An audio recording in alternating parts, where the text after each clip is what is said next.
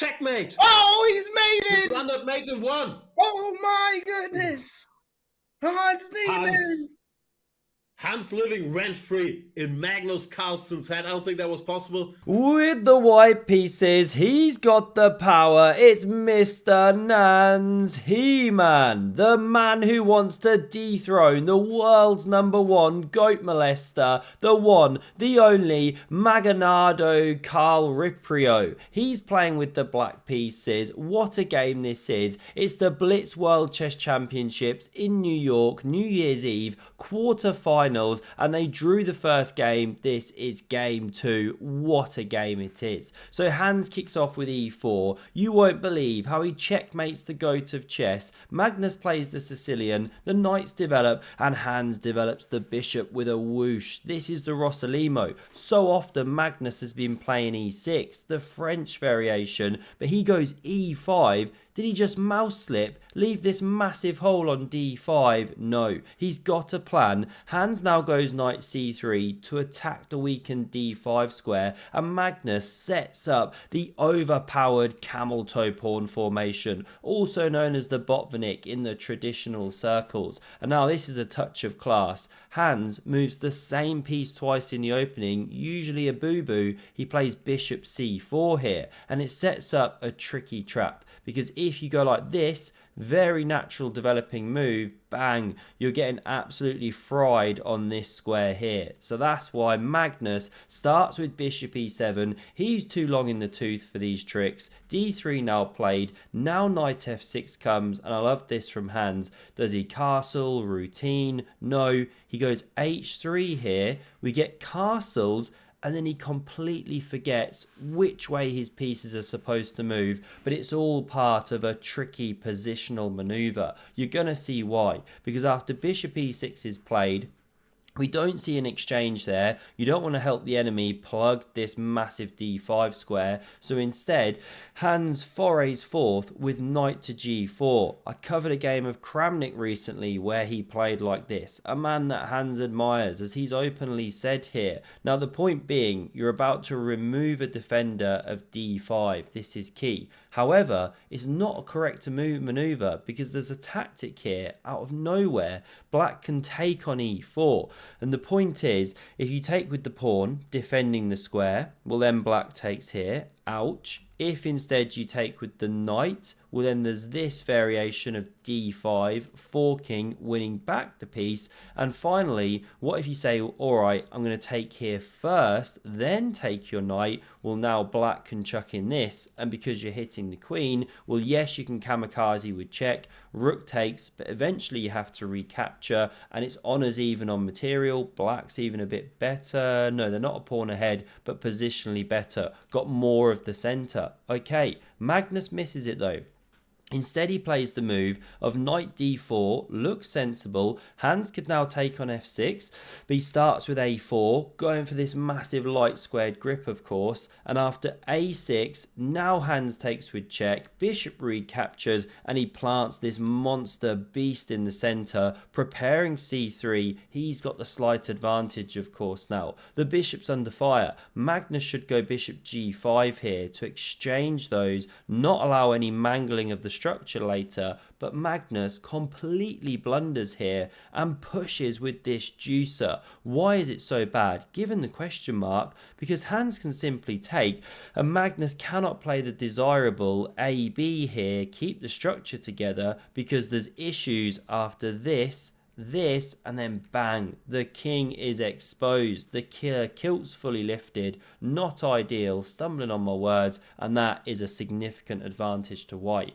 Magnus realizes it, shaking his head, has to recapture with the knight here, but look at that, it's a pawn that only a mother could love, constantly got to be babysat now. Hans plays this good developing move, looking to smack Magnus on the dark squares. He goes bishop g5, desperate for an exchange on his terms, but no such luck. Great move by Hans. He's 30 seconds up on the clock now as well. They start with 3 minutes, plus they get a couple seconds per move. That's called excrement. And now queen d7, the natural move isn't quite working. You run into knight b6, go to fork Vegas. So Magnus plays this weird queen b8 move. Hans now castles the king, and king h8 gets away from some of the knight check tactics. The bishop x-raying this diagonal here, it's uncomfortable, and after queen h5, Hans really starts turning the screw. He could have already gone f4. Magnus retreats all the way to the home square. We see the exchange. Queen recaptures, and now f4, charge, rah. Hans wants to rip open Magnus's king.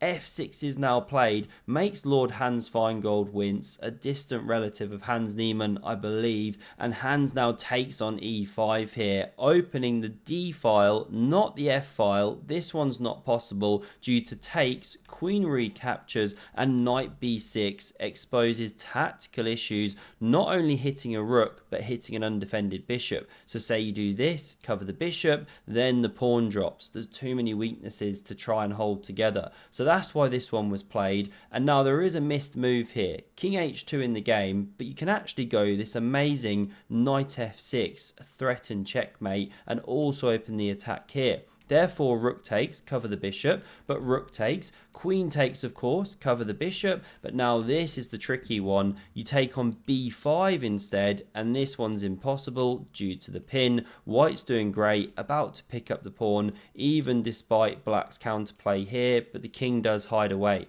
Okay, ninja lines, not easy to see in Blitz. Instead, we see king h2 played, knight d6 from Magnus, and it's a good, practical, tricky move. He hits the bishop, and say you were to take here, for example, doesn't actually matter how you take this pawn. Well, black's got this counterplay, chop the knight, and then you get this queen b6 move. Double attack here and here. So when the bishop's saved, then you pick up a pawn. It's counterplay. Black's even a little bit better. So we didn't see that played. Hans correctly goes pawn b3, cementos the bishop, also of course protects that pawn. Now there really could be a threat to win the a pawn, so it advances, played by Magnus. Now the knight drops back, keeps an eye on this a4 square, offers this exchange here, and Magnus goes for it with the knight. The pawn recaptures, but which one? The d pawn is selected. Neither one's completely ideal because you leave a weak pawn here with this. But if you went with the other one, then you leave Magnus with a pass pawn. That's dangerous in Blitz. Now rook d1 on the way, one of the rooks. So Magnus correctly invades already with the monarch, or the queen rather, hits the knight on c3 and the pawn. Hans therefore saves this one. The base of the chain collapses here, but he picks up on c5, hits the bishop. Important tempo, because after it retreats, now we can retreat with the queen, offer the exchange and go for the endgame. He's unafraid to take Magnus on there. Magnus obliges. Few of his fans start bleating. Naturally, rook recaptures, and now Magnus goes wrong here, not once, twice, but 3 times in a row. Very unusual for the world's #1 goat molester. h5 is best to give the king room, but instead, rook fb8 played, so natural to look at the backwards pawn, but after rook a3, defending and attacking, now Magnus has to find some kind of new plan, and he starts with rook c8, hitting the knight. Again given the question mark, because the knight hops forth, hits the pawn, and there's a second threat about to be revealed. How does Magnus defend this one? Well, he doesn't. This is the problem. You just can't hold on to it. So instead he plays the move of rook a to b8, scurrying with the king, technically better.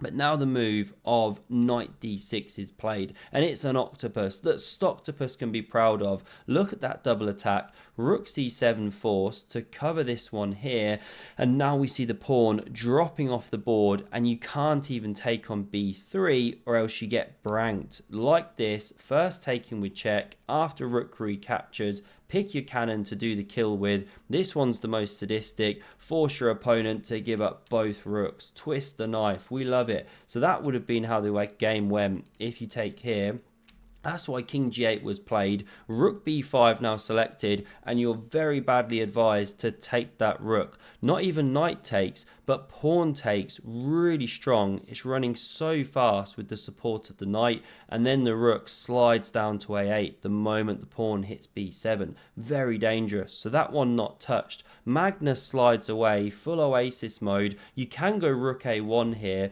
Really cool move, challenging the file, Black again can't take, or you get branked, again using the support of the knight. Amazing variations, but it was missed. Instead, we see the move of knight takes on f7. It is a mistake here, but it's a very practical move, low on time, because now Hans can get these pawns rumbling. Now, as you can see, not the best, because Magnus invades, and he can swing round behind the pawns. b4 and rook c2 is strong. Not easy for white to make progress, but missed. Magnus goes rook b2, gets the double question marks of doom.